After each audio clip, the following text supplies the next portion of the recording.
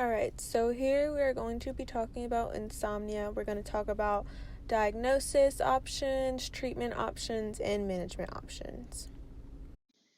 Insomnia is often described as a subjective complaint of poor sleep quality or quantity.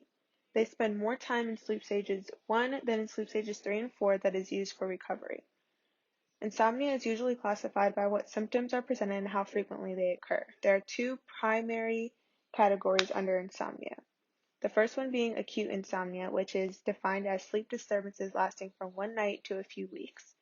Under acute insomnia falls primary insomnia, which is classified when all other potential causes are excluded. The other one is chronic insomnia, which is defined as sleep problems for at least 3 nights a week for 1 month.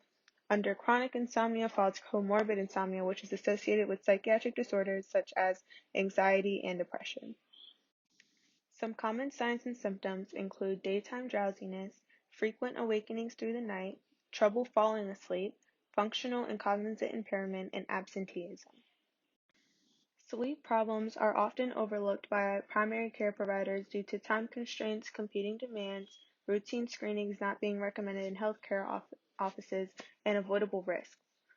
A PCP should often use a thorough evaluation of the patient's medical history and address their sleep history and social influences to see what is exactly wrong with their patient and what can be causing these insomnia symptoms.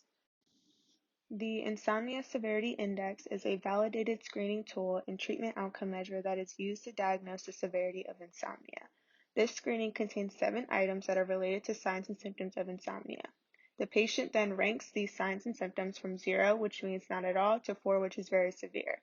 Together, the sums of the ISI scores present the clinical severity of insomnia, interpreting 0 to 7 being none, 8 to 14 being subthreshold, 15 to 21 being moderate, and 22 to 28 being severe. According to the Diagnostic and Statistical Manual of Mental Disorders, insomnia is one of the diagnostic criteria for many psychiatric disorders.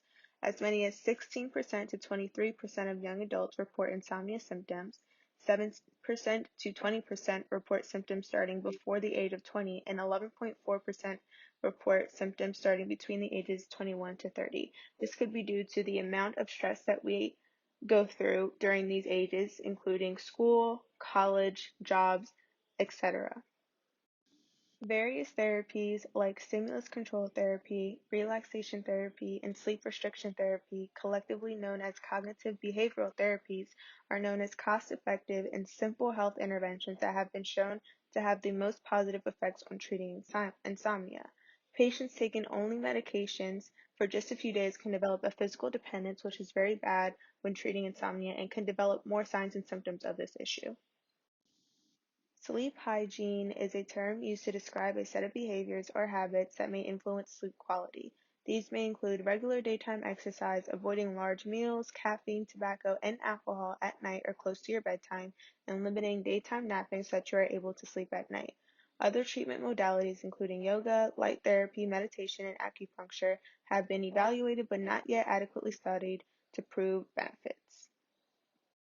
Being physically active can help with insomnia by dispensing energy throughout the day and to help sleep cycles at night. Non-pharmacological treatments, which is the cognitive behavioral therapies, are not at the forefront of treatments or open to discussion in most offices, when it should be because it is the most effective and has the least harm to the patient. In closing, acute and chronic insomnia can be treated within the same measures with different variations depending on the patient-clinician consultation.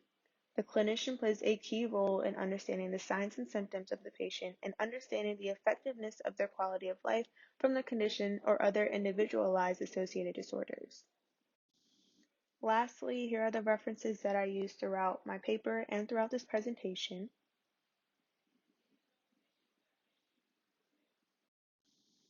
Thank you for listening. I hope you learned a lot, and don't forget to take your quiz. Bye!